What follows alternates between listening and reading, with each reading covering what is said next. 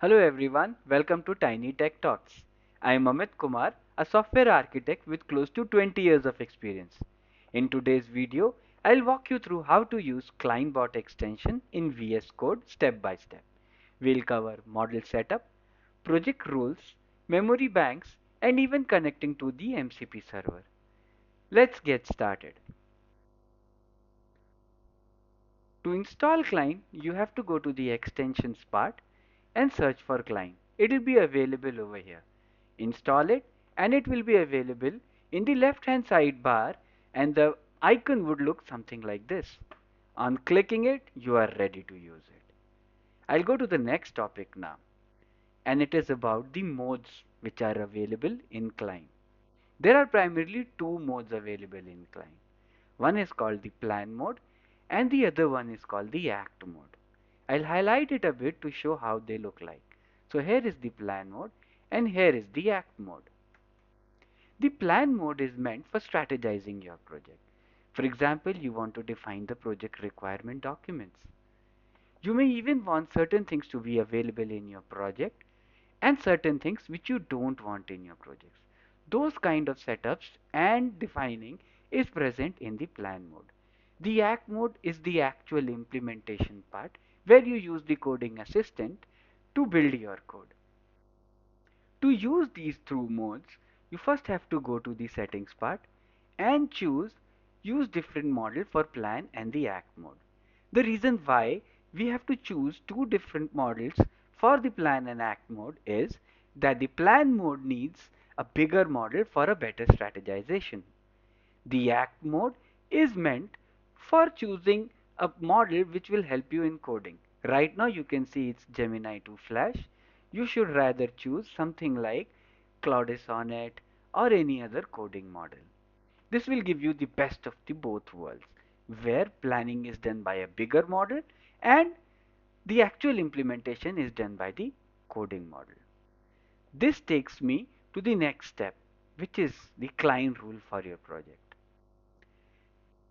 We all know that at times our code digresses from the actual use cases. We need certain guardrails for us to implement so that the code doesn't digresses. Here, Cline rules come into picture. To set up a Cline rule, you just type slash and choose new rule.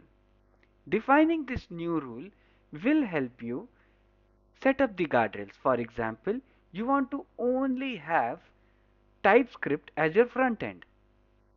You can type always use TypeScript for front end development. Now setting up this one helps you always tell client that you have to use TypeScript for your front end development. These rules will be implemented every time you set up a new task. Setting up a new task is something like this. Just put a slash and write new task and this Cline rule will be defined. These Cline rules are now part as a markdown document in your project. So once you start working on it, you can find it as one of the rules over here.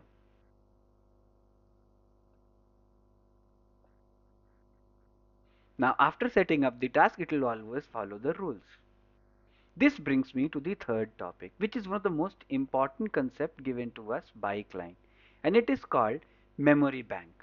Imagine a detective who keeps forgetting whatever he had in his memory, and when he wakes up, he doesn't know what to do. For this, he will have to write some documentation for himself to know about the code, what he has to do, what he has to find. Similarly, our coding assistants are also very forgetful. Now, for us to give them some context before they even start a task, memory bank comes into picture. Memory bank can either be written by yourself or you can go to the Cline website and pick it up from here. Just copy it and initialize the memory bank.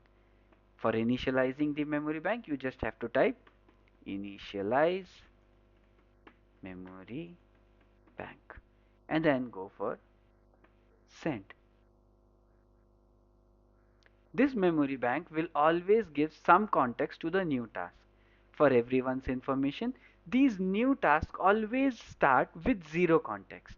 Now, when a new task has to be started and you have a memory bank in your system, in your project, that gives a better context to the new task and you get better results in your coding workflow. Now I'll go to the part 4 where we are going to set up the MCP server. Our models which are available in the market are trained by organizations and released to public on certain days. After which we have to augment the model by either setting up RAG systems which are difficult to maintain, as we have to set up a vector database and do all sort of stuff. Or else we can use model context protocol servers.